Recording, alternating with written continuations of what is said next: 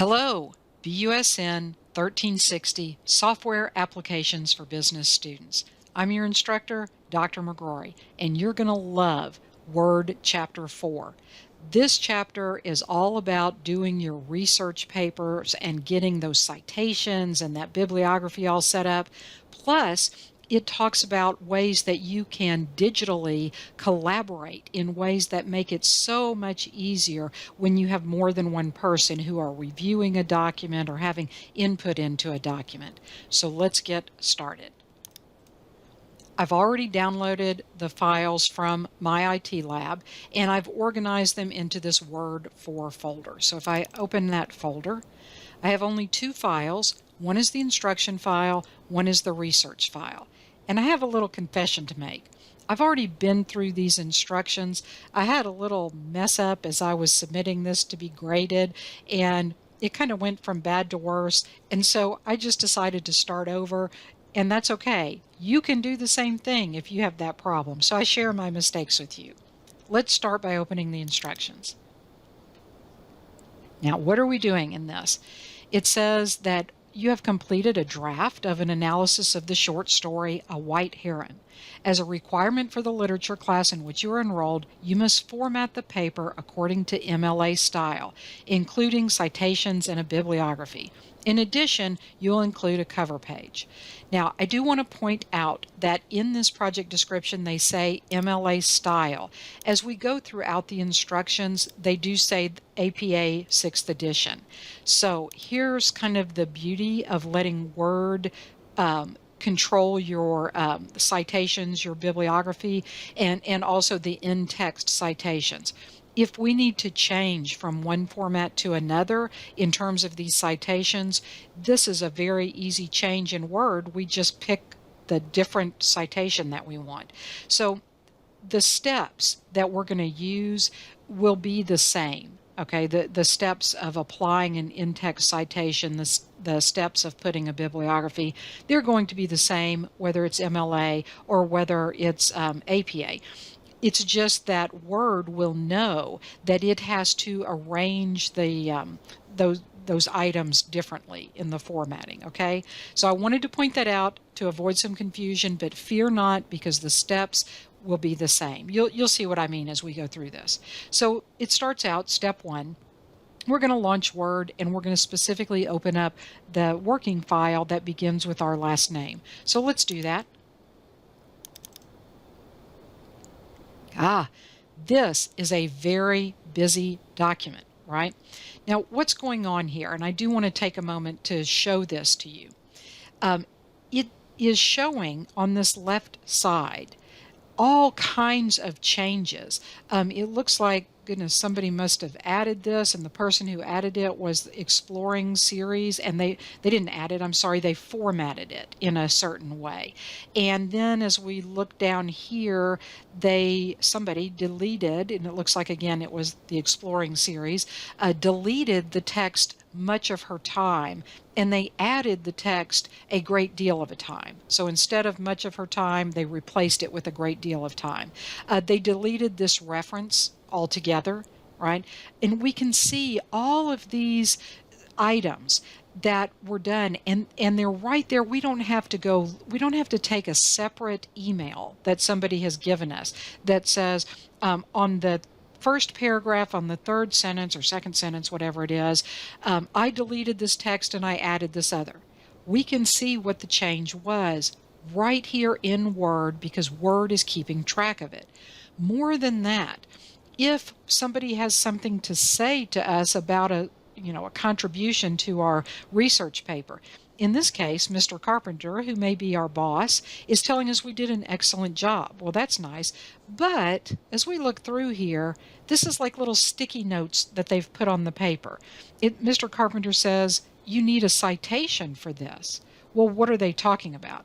Well, as I go across, I can see that note goes with this line of my paper, and even more specifically with this particular text. So when they attached this note, they selected this author's name and they put that note right there with it. So I don't have to go through an email that explains to me, look, open your document and on page 1, go to paragraph 2, and down there where you see this that you need to do.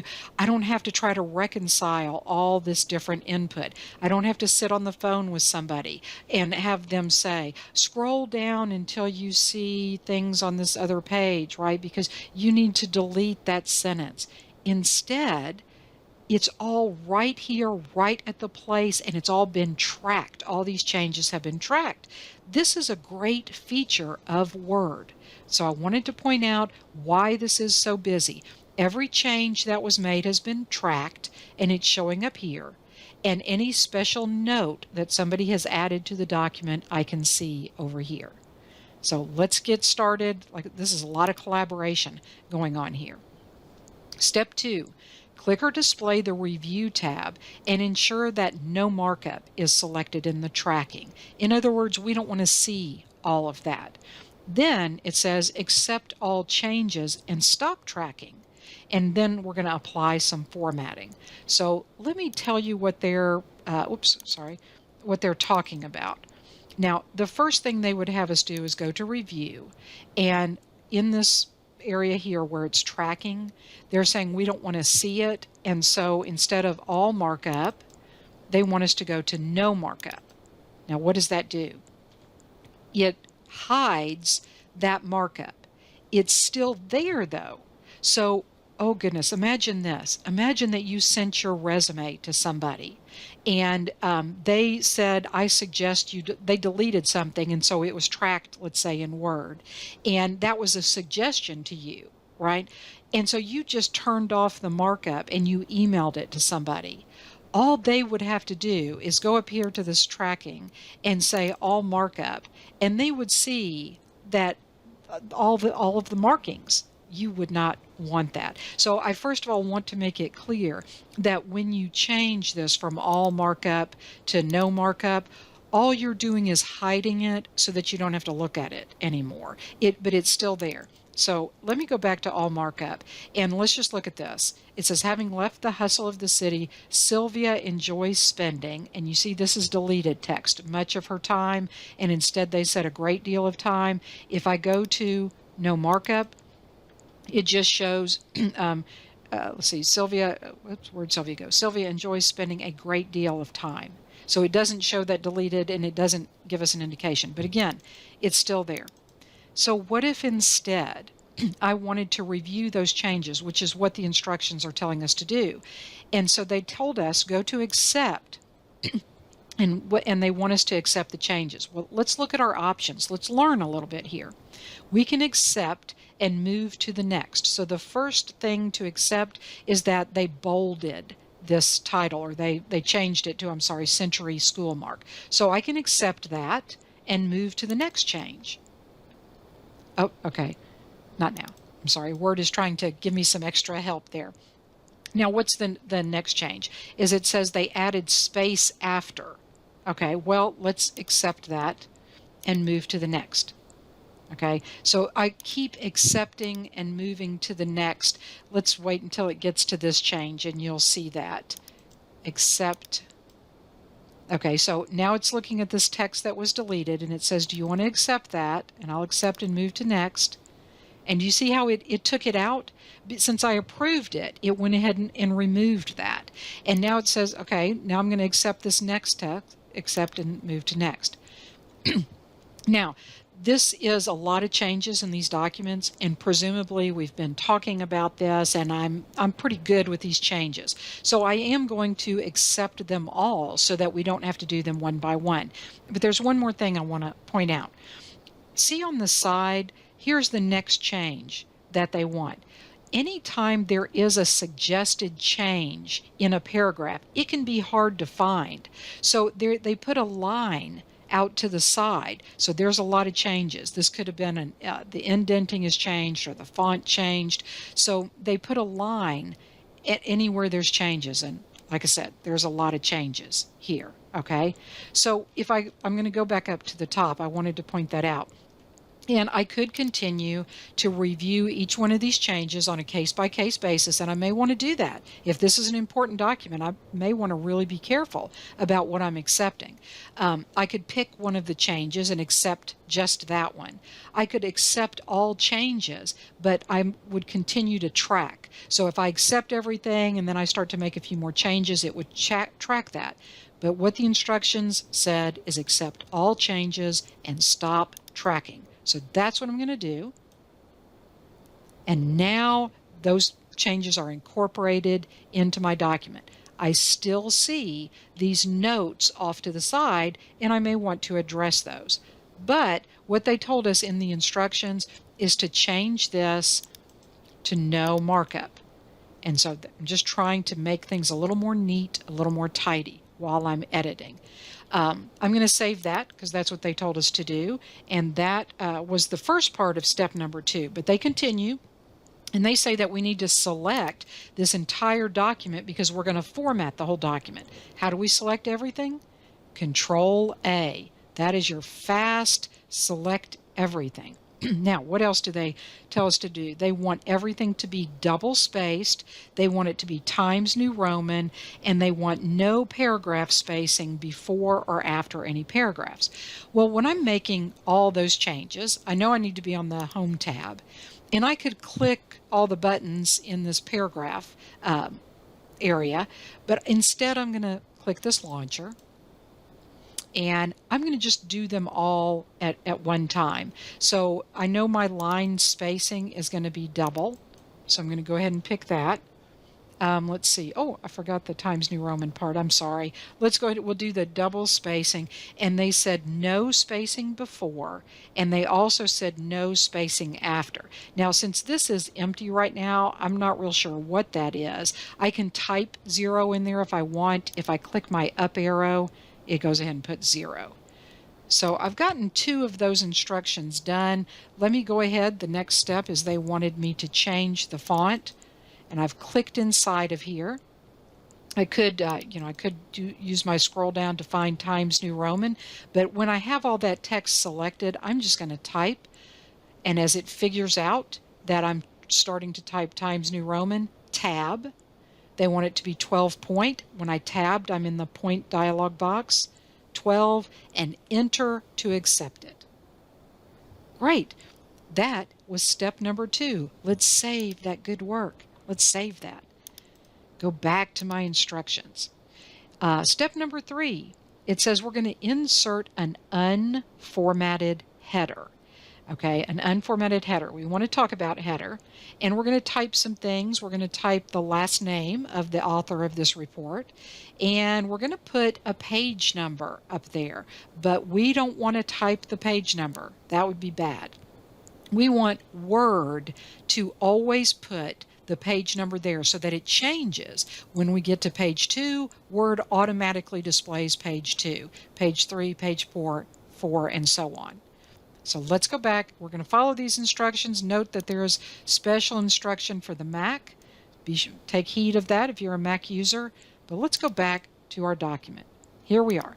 Now they want us to go into the header. And I'll tell you a really quick and easy way to access the header. But it first means that you need to understand something. Do you see that this body of my document, this is the main body of my research paper, that it starts here where the ruler goes from gray to white? Well, that's because I'm working in this highlighted or active part of the ruler. If I move my mouse into this gray area on top of the paper, see how I have the I-beam? The I-beam always means that I can type here. So how do I type here? I double click to open the header. Now look at my ruler. The part down below here is now the grayed out part, and the whole document is grayed out because it's inactive. My focus right now is the header, and that's where I'm working. Now, they tell me that I should go ahead and type the name at this point. I really don't want to do that because when I put my page number in, I'm going to use a pre-formatted plain header, and it will wipe that out. But just to demonstrate, I'm going to go ahead and do that. So they say, look, go ahead and type in the last name of the author and put the space bar and put the page number. And I could put the page number, and perhaps what they're assuming is that to insert that page number, I would never type it. Don't you type it, because if you type the number 1 there, then all of your pages will display the name and number 1. And that's not what you want. You need to insert the page number field so that Word will know to update that, right? Well, that is a quick part.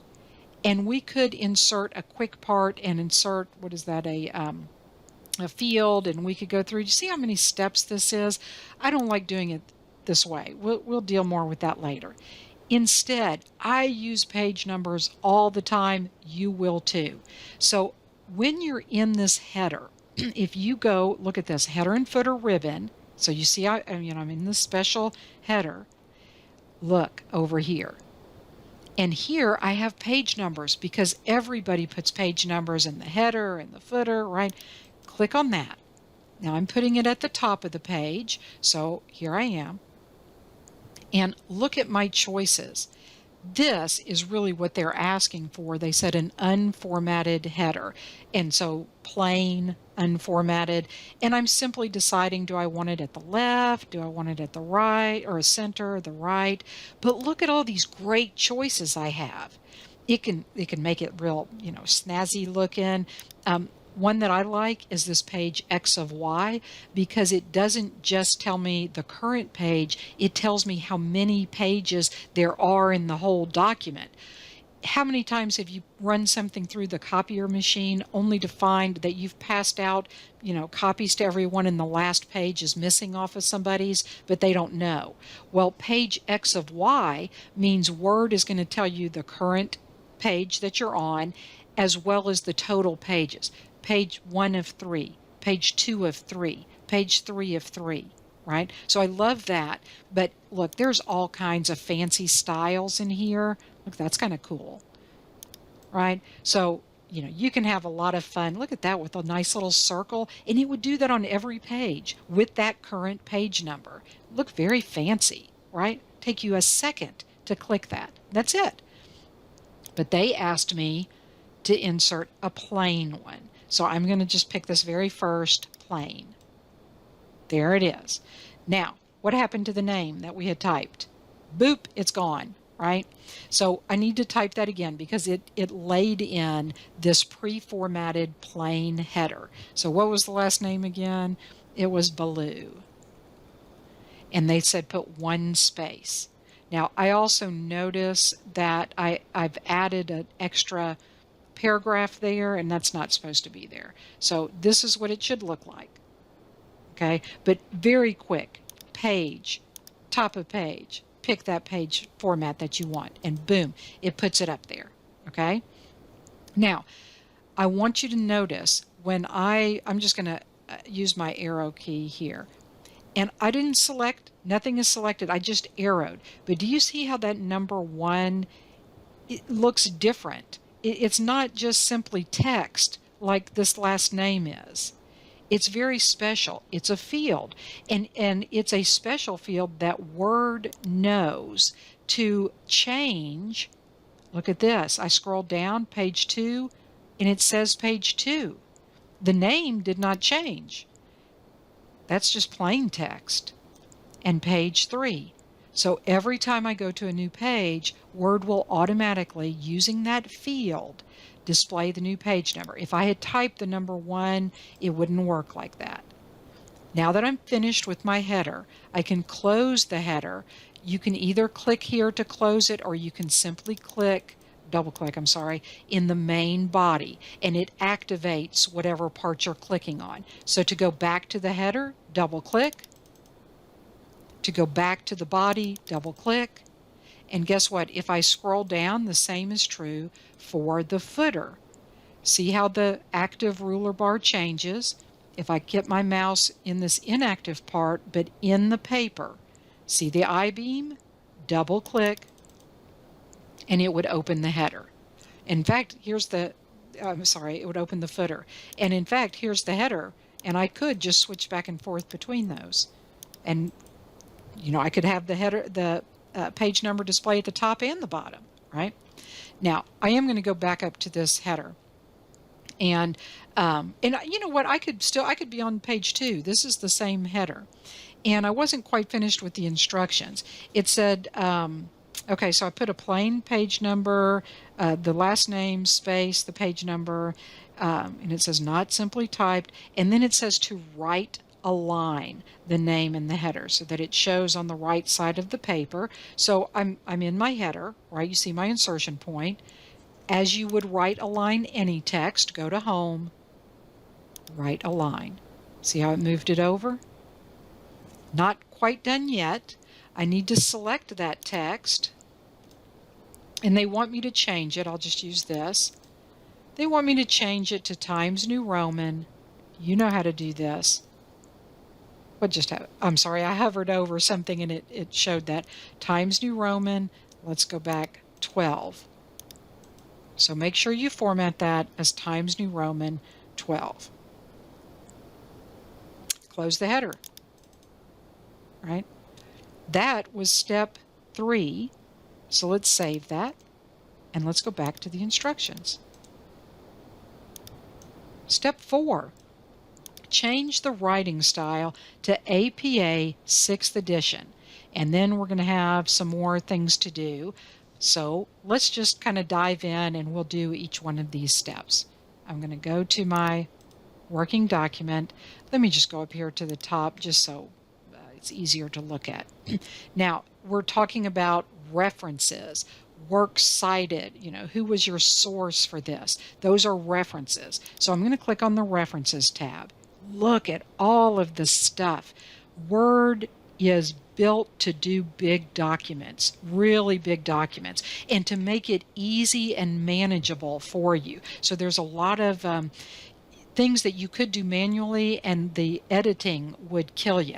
But when you learn to use the tools, you will just be wowed by how easy things become. So up here at the top in this Citations and Bibliography group, you can see that by default it's at MLA style. I want to click that drop-down box. Look at all the styles that Word knows how to handle. For us, it said APA, and I'm going to pick that. But if I needed MLA, I would just pick that. So you see how the steps are starting to be the same? Okay. So it says place the insertion point after the ending quotation mark and before the ending period in Jewett's notation. I feel like I skipped a step. Place the insertion point after the ending quotation mark and before in the first body paragraph after straying. Here we go. So, okay, so here's our document. It's hard to see with some of this on, so I'm going to turn it off for a minute, and I'm also going to zoom in. Okay, so let's kind of understand this.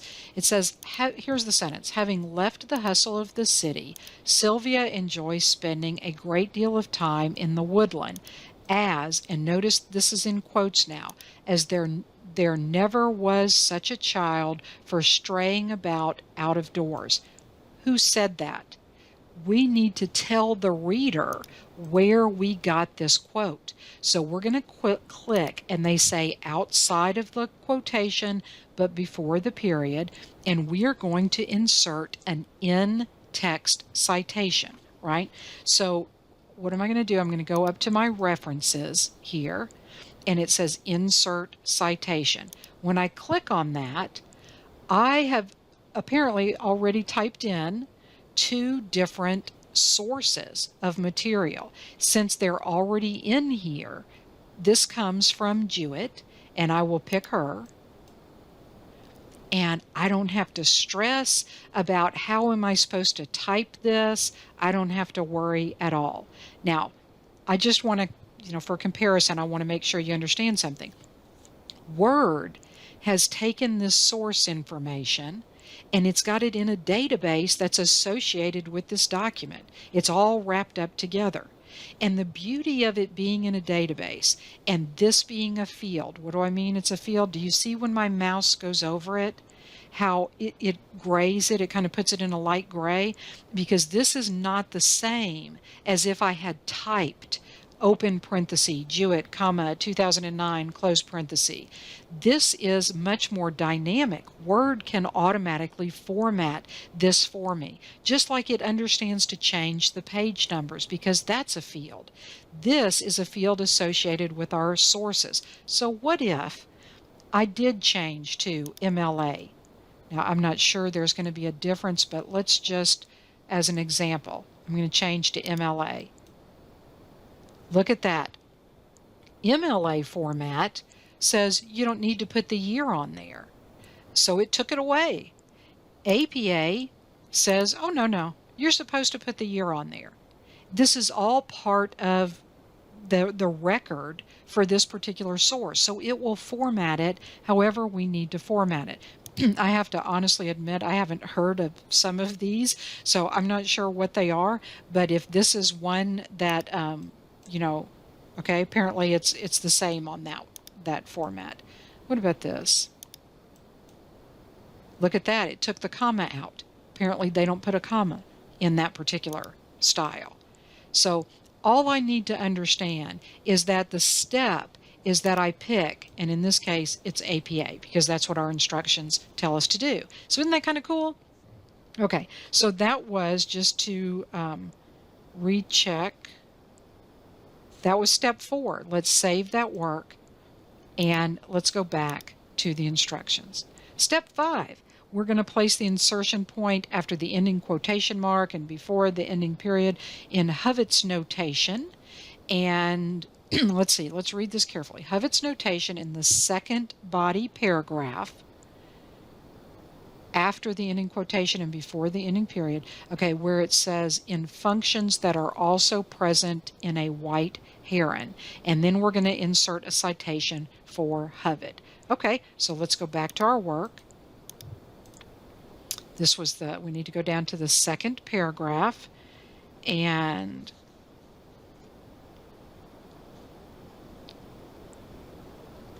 okay, it's this first sentence. Now, look at this. Theodore Hovit is a university researcher and scholar. He analyzed Jewett's tale, comparing the story to a fairy tale in Once Upon a Time. So look at, this is very rich information. We've cited the author already. We're giving like a book title and the particular story within the book.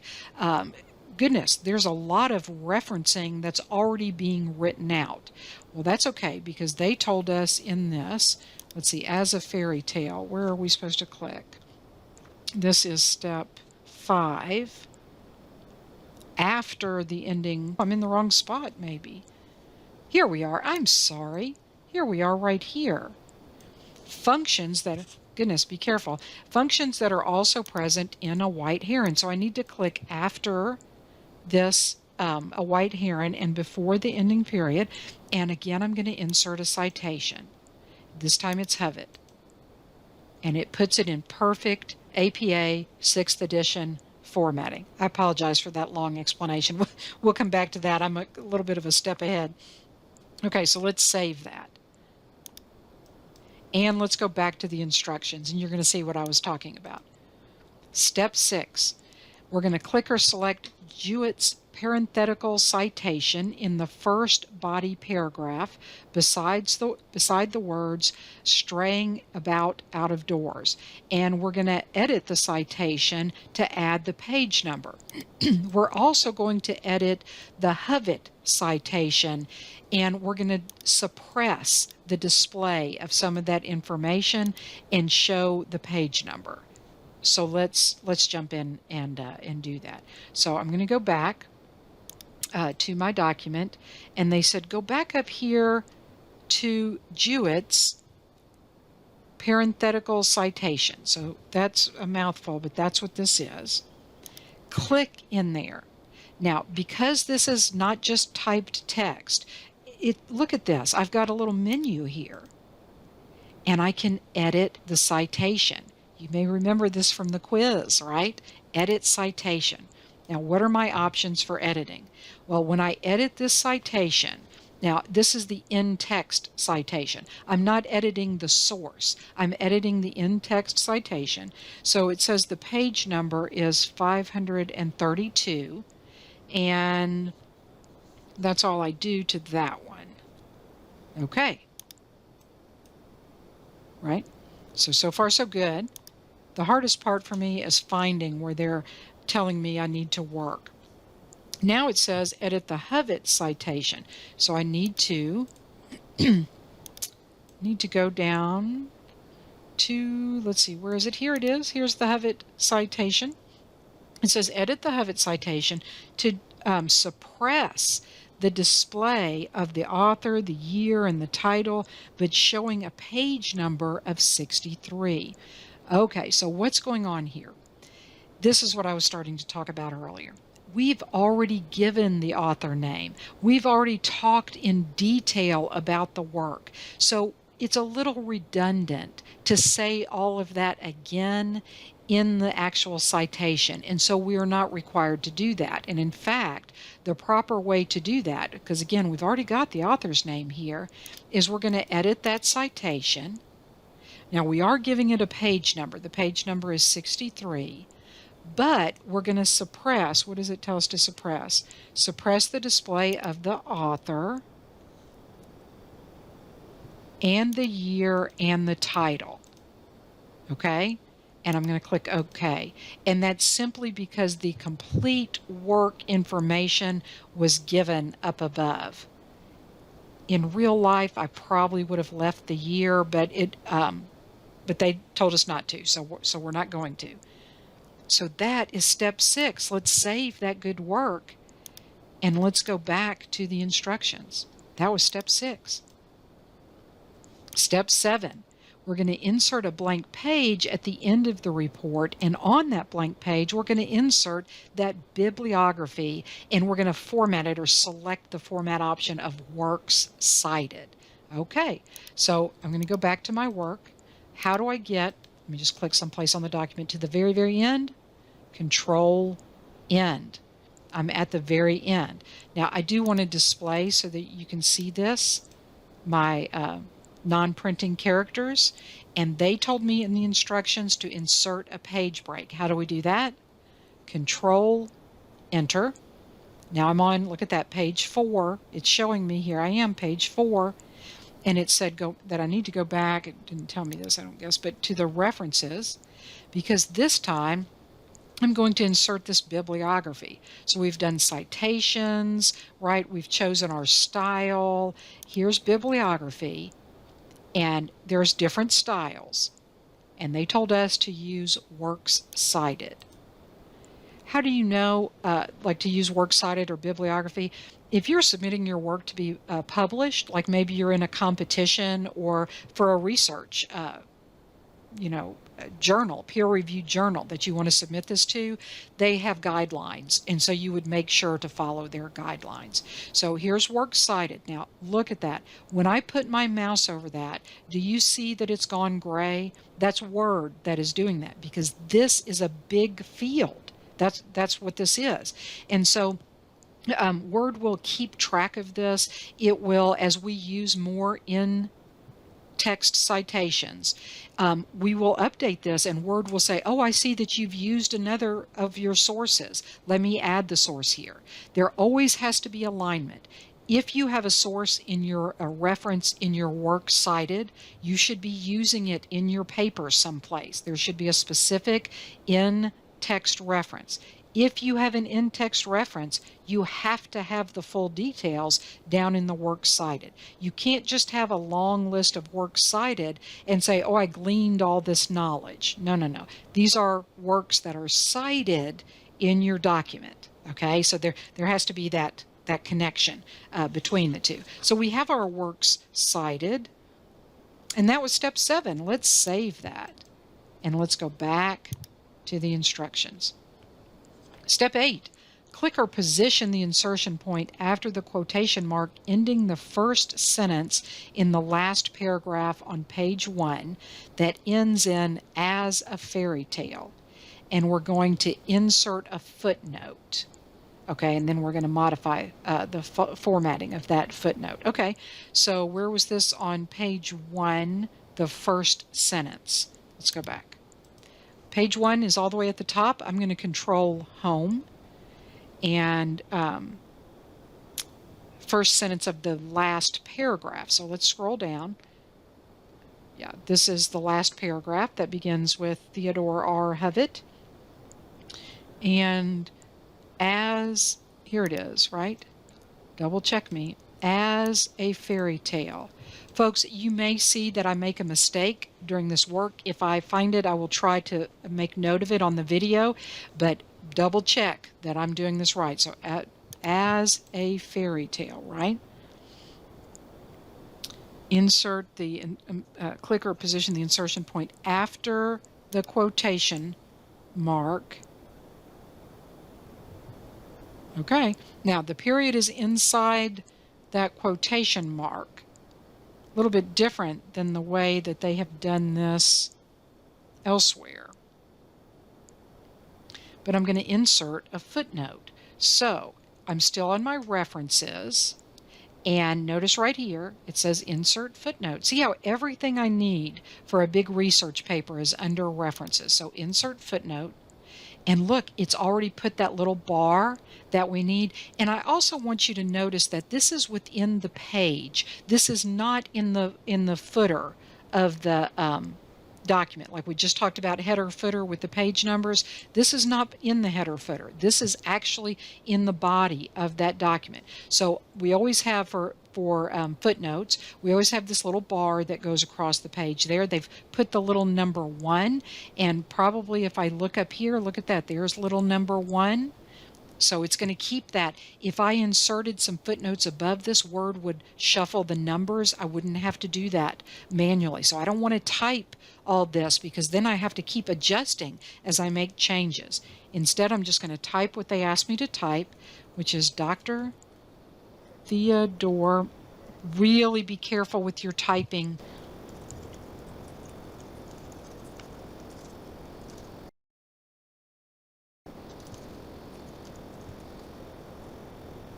I have my footnote up here, and it's referenced to down here, and I'm just telling people a little bit more about Dr. Hovitt, right? But I'm not done yet. At the very end of that instruction, step 8, it says modify the footnote style to include a font size of 12 points. So here's what I do not want to do. I do not want to simply select this text and change it to 12 points because they said to change the style. And hopefully you remember from your simulation activity that you right click, and I love right clicking because then we see context sensitive options, right? And there's style. So I'm going to go to style and notice that footnote is already selected. Now, I have just a little bit of concern here because it says preview body, and I remember from the simulation that it was already showing footnote right here. So I really just want to keep an eye on that. So I'm going to go ahead and click modify. Okay, I feel okay with this because it still says footnote.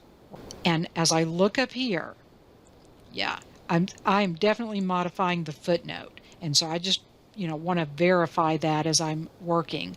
And it said, now the rest of our document, remember in step 2, we changed it to Times New Roman. They did not specify to change it to Times New Roman. They only said to change this font size to 12. So that's what I'm going to do. And I'm going to click OK. It says it's changed it. I'm going to go ahead and apply. And sure enough, every footnote that I add now will have this 12-point style. It looks a little large, but we're following the instructions. We don't want to have points deducted, right? In real life, I might change that to Times New Roman so that it's consistent. Guess what, folks? After having several I'm going to save this. I'm going to go back to the instructions. But after having several chapters where we had 3 pages of instructions, we're already moving on to the second page, and there's only 2 pages, right? We only have 16 instructions this time. Yay! I know you're excited. All right, so step 9. It says we're going to insert a page break at the beginning of the document, and we're going to place the insertion point at the top of that new blank page. And then we're going to do some formatting, and we're going to create this title page to our report. So let's go ahead and jump in and do that. Let me go back to my instructions. How do we get to the top? Control Home, right? How do we insert a hard page return, page break? Control Enter. You see how it pushed this down to page 2? I got to get back to the top. Control Home. Make sure that insertion point is flashing up here. Now, what does it tell us to do? It says, I'm sorry, I'm on step 9. It says click the Home tab and click or center align. So, okay, that's this. Center align. Right? Change the font size to 16 and the font color to black. So up here is where I do font color. And if you are looking at this and you see automatic, even though it looks black, and if you typed right now the font would be black, what automatic means is that if the background if we set it so that it's a very dark background, the text would automatically change to white. And since it's a white background, it's making the text black. What we're trying to do is force that. So instead of automatic, we're actually selecting text or black, comma, text 1. So there we go. Okay, my cursor is still flashing there. And it says press the Enter key 5 times. 1, 2, 3, 4, 5. And after that, then we type in all capitals. We're going to type this title.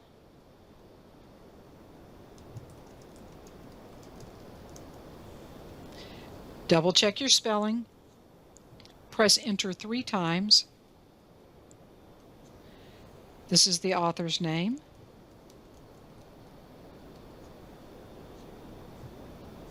Press Enter 3 more times. We're going to type it's our English class. We're going to type Enter 3 more times. And we're going to put the date. March 10th, 2023, which seems like a long way from now, but for some students, you will say that was several weeks ago, right? Maybe that was half a year ago, because we're going to use these videos for a little while. Okay, so that concludes step 9. And let's save that good work for you. And let's go back to the instructions. That looks good. You know, I say that be on the lookout for little changes. This video will make sure that you have the big steps. If there's a change you don't understand, of course you can ask me, because we do plan to embed the My Lab IT content into PAWS. That's going to happen as I'm working with students to make it easier for you. And it's also always possible that these instructions may change just a little bit. But we're just going to work through this. If you run into a problem, if something changes, let me know. We'll help you. Okay? Now, step number 10. Double click into the header area, and we're going to select different first page in the options group to ensure that the header is not displayed on the cover page. So then we're going to close the header. So let's go back to our work. And this is what they're talking about. If I zoom out, well, let me view multiple pages. There we go. And I'm going to zoom in a little bit. Let's look at these pages. Here's my title page, and we don't put page numbers on the title page. That doesn't look good. It is still page 1, but it would look funny to have that displayed there. Since this is something very, very common when you're working on reports, Word can take care of this. So I'm going to go into the header. I'm going to double click, and it can be any of my headers. Double clicked, right? It opened the header, and it opened my header and footer ribbon. And in this ribbon, here's my checkbox, different first page. And look what happened. It didn't just say you can make it different. It recognized that we need to remove that page number from there. Okay, so just because it's just something that's so very common. So I'm going to close that header. I'm going to save that good looking work. Woohoo! Right? Back to the instructions. And that was step 10. Let's go on to step 11. Step 11 says click the Review tab and change the view and tracking to simple markup. We're going to ensure that Show Comments is selected. We still need to see the comments. We just don't want to see every time somebody deleted or add text or change the format, for example. We're going to look at the third comment on the second page, and it tells us that we need to add a citation. So we are going to add that into our database for a word. So this is a totally new source that we have not yet used, new reference that we have not yet used in our document. Okay, one step at a time. Let's go back to our work. And let me go back to one page so that you can see. And it wanted me to, first of all, go to the Review tab and to show simple markup. So right now it's no markup. Earlier, but it was all markup. Now we're going to simple markup. Scroll down. They said to where? Oh, and when I click that, by the way, do you see this Show Comments?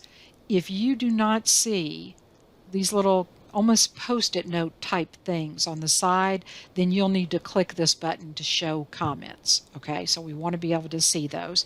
So we're going to scroll down, and on this second page, see Mr. Carpenter. Maybe he's our teacher, maybe he's our boss, maybe he's just a member of our group, and he noticed that we need a citation for this. Well, what is this? Well, this is kind of this comment, this post-it note type thing, and it's stuck to this line. And when I see, look at the purple. When I hover over this, do you see that shading? And vice versa. I hover over. So this goes with that. I need a citation specifically for this. Okay, so it says, okay, then click after the quotation mark and before the period in the sentence in the last paragraph on the second page, ending with for the course of action. So I see that here, for the course of action. And let's just make sure we have clicked in the exact right spot after the quotation mark and before the period. So here, this is where we're going to put our inline citation. Let me move this up a little bit. So I am going, now I'm on the Review tab. I'm going back to my references, right? Because I'm going to add a new source. I'm going to add a new reference. So I'm going to insert a citation. The last couple times they've been references that were already in our database. We need to add a new one, add a new source.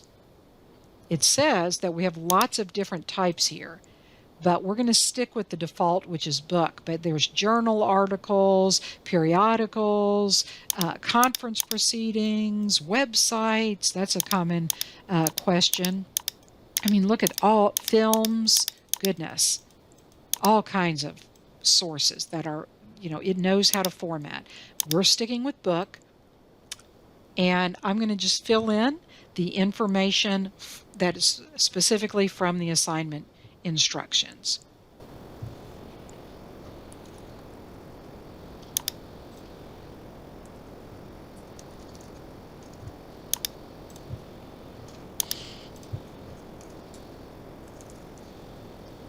So double check your spelling, most especially. Make sure everything is in the correct location. Okay. Now, do you see it added our in-text citation? I tend to call these inline citations. in-text citation. And if I were to look, it's now one of my sources up here, right? Now, we do have just a little bit of a problem, though, because if I am reading this and I say, oh, that is such a great quote, an act of a character defined from the point of view of its significance for the course of actions. And I want to find this book and I want to know more about it. Let me save this before I mess up. Save. And I was to go down to the works cited. Ruh-roh. It's not there. Well, I'm going to go ahead and tell you that we're getting ready to add it. So let's go back to the instructions. And we just finished step 11. Let's go to step 12. It says scroll to the end of the document or control end, however you want to get there, and click or position the insertion point anywhere in the bibliography text. And then we need to update. See how it says click update? Now there's a special note for Mac users, and then we're going to do some formatting. Okay, so I kind of started to tell you about that. Let's go back to our document. So here we are. Now remember, this is a field, and Word is formatting this. Word is controlling all of this. So I click anywhere in here. When I click in here, I get this option to update. And look, it looked and it said, you know what, you used this source. This is in that document. If you've used it in the document, I have got to have it down here so that people know, oh, okay, now I can look up and say, oh, it was the morphology of a folk tale, and I can go find that book if that's what I want to do. Okay, so I had to do that update. It does not happen automatically. Okay. Now, I said there was more to this step, so let's not go too quickly. We wanted to select all the text, including this title up here, Works Cited. So I'm just dragging over all of that, and I'm going to change the line spacing to double. So I'm going to go to my Home tab, and I can do it quickly by clicking this and doing 2.0. That's double spacing.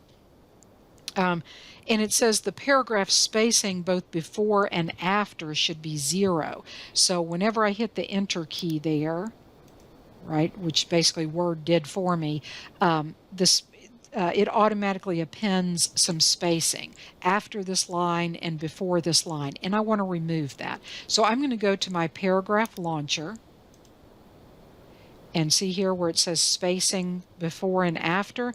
They very specifically tell me paragraph spacing should be set to 0 before, so I remove it before, and after. Okay, now I could have done my double spacing here. This is the same thing, double spacing. I mean, that's the same as what we did there. But it says I also need to make sure, oh, I'm sorry, wait a minute, I need to change my font again. Okay, so I'm good there. Let's click OK. And I still have this selected, but if I'm on my Home tab, I'm going to go ahead and select Times New Roman, and I've told you many times ways you can do it, so I'm just going to click it, and I'm going to click 12 point. Now, I'm not done yet, and it says, wait just a minute, this Works Cited title, it wants us to take off the bold. I'm unclicking the bold, and it wants us to center that. Now, how do you know to do all this? Why wasn't it correct the way that it was? It depends on what you have been instructed to do.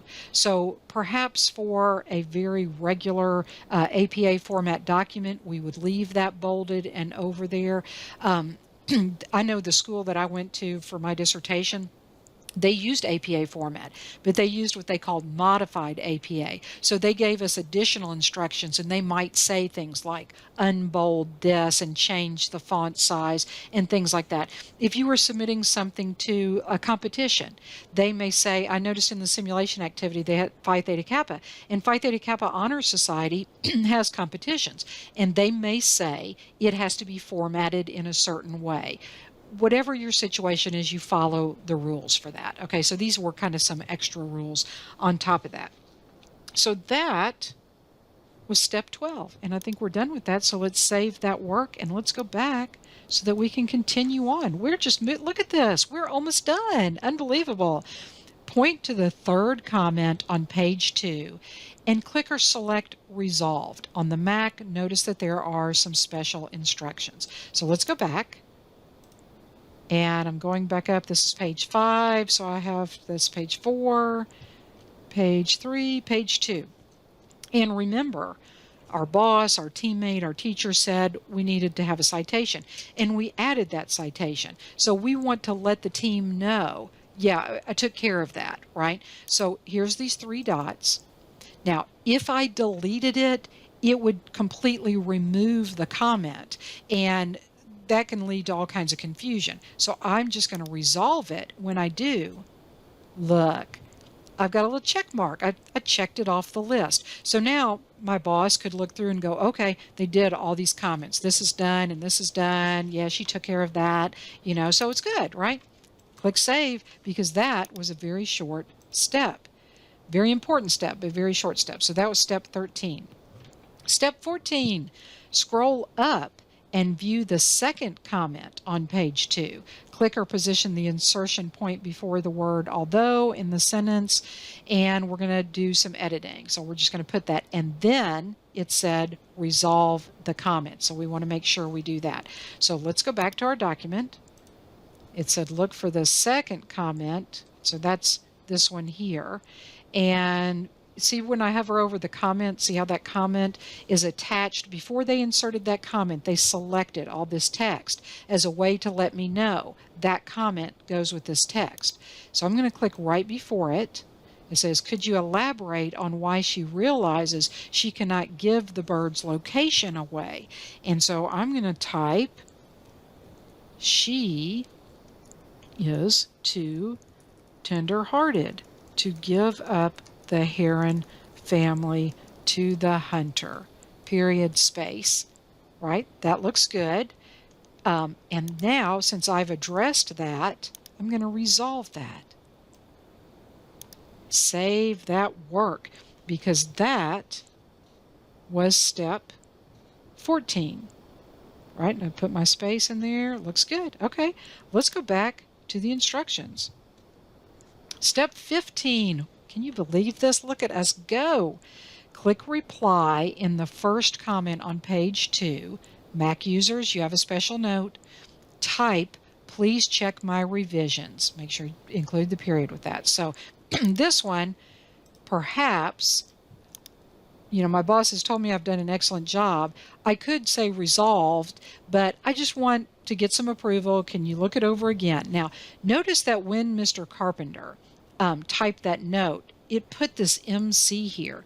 Well, when you installed the software, or someone installed the software on the computer, they were asked for a name, and they typed in that name. And whatever that name is, it's going to use that to document that this is the person who did those comments. If you're at a school computer and it just says Southwest or something like that, please do not stress over that. I don't think it's not going to subtract points for that. Okay, so I'm going to go ahead and type in here, please check my revisions, period. Make sure you put the period at the end of the sentence. And I'm going to submit that. And you're used to this from social media, that it documents, right? So there it took my last name and my first initial. So there we go. That's fine, right? Okay. Save that. Let's go back to the instructions. And it tells me save and close and submit the file. Goodness, I feel like we have really gone through this quickly. Wonderful. Now, what's the rule? Before I submit, step 16, before I submit, close everything. Close the instructions. Did I save this? Make sure I've saved this. Close any Word file that you are working with. Get out of it, right? Because when you get ready to submit this, you need to be completely out of that. So remember, this is in the Word 4 folder. I need to be really careful about that. I'm going to go back to my browser. I'm hoping it hasn't timed out. It might have. If this is embedded in pause at the time that you're doing this, then you know you need to go through pause to submit. Right now it's not, so we've already downloaded. We're going to choose File. We've got to navigate to the correct location, and that's going to be here, and Open. We're not done yet. We have to upload it. Success. We wait for the success, and then submit for grading. Keep our fingers crossed. Now I told you, yay! I told you that I did have some mess ups I tried to record this previously. So this actually was my third attempt, but I'm so glad because this was a set of instructions that I could just walk through again. And this way, hopefully, I've explained things and hopefully things are clear for you. This is such a great tool. I hope you enjoy using this. Go forth and use this information to collaborate with team members and to do your research and term papers. Thanks, folks. Appreciate